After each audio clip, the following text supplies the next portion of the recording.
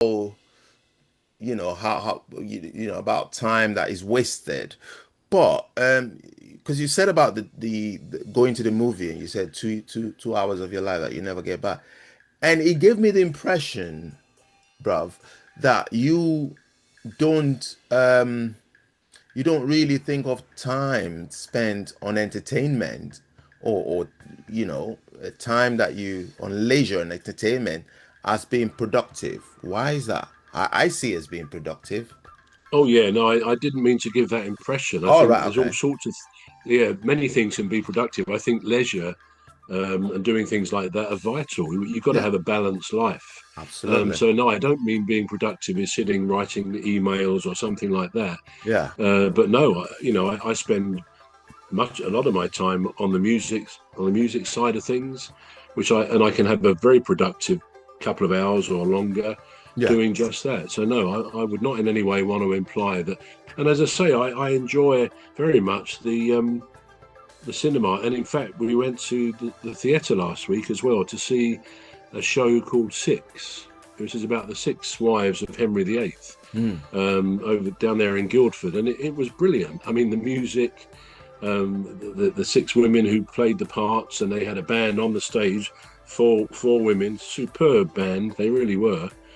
And that was like an hour and a half to 2 hours of first class entertainment, and you come out feeling buzzed. You feel a bit adrenalized. It was so good.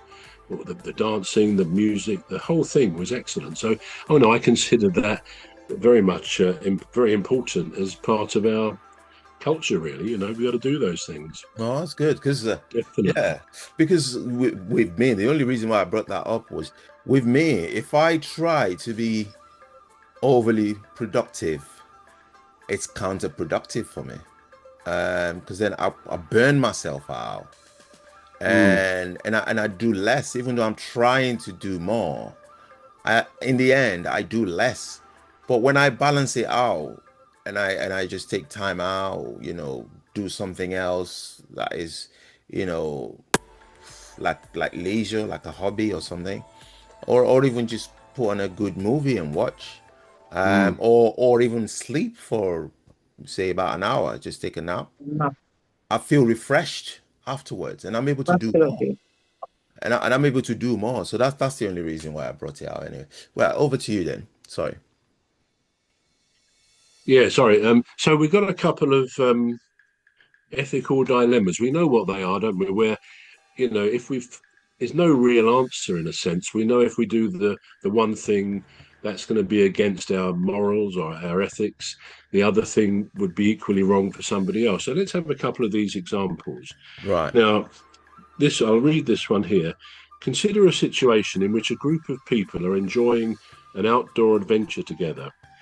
They're going caving basically. Now, one person gets stuck in the only way in or out of the cave. They got stuck at the only fairly small entrance to this cave. Water starts rising in the cave due to high tide or heavy rainfall. Everyone will die if the person isn't removed from the entrance. There's no way of removing the person who is stuck so that the individual will survive. We did talk a few months ago about a real life case. You might remember of a man who got stuck face down in the cave. And in fact, long story short, he died there. They couldn't get him out and they sealed up the cave. Anyway, to go back to this one. So the group has to make an extremely tough decision. Do they take an extreme action will that cost one member of the group her life, she's who's stuck? Or do they do nothing, knowing that chances are good that none of them will survive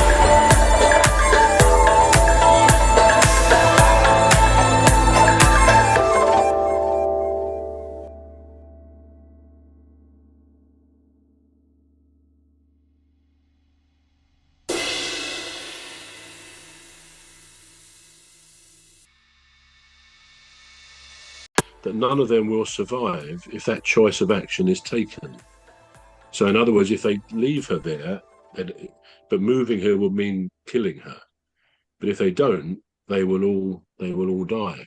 Hmm. So, who would be responsible for making that decision? Is it different if the person who is stuck offers to sacrifice herself, versus members of the group suggesting that she be eliminated? What are the consequences of facing such an extreme moral dilemma? Is it commonly accepted that killing a person is wrong, but what about when it's done to save others? What might the consequences be for the survivors if the group choose to kill the person who is stuck so they might survive? Would there be legal consequences? What about guilt?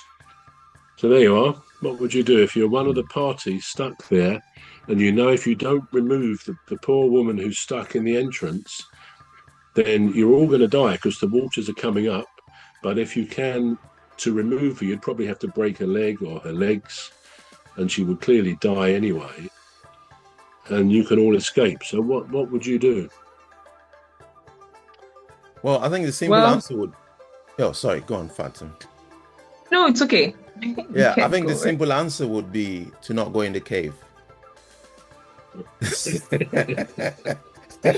You always spoil my games, don't you? Well, since you're already in the cave, not go anywhere. One person for the greater good.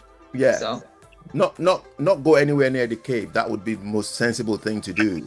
Now, if that fails, Emmy, you're already in the cave. If that then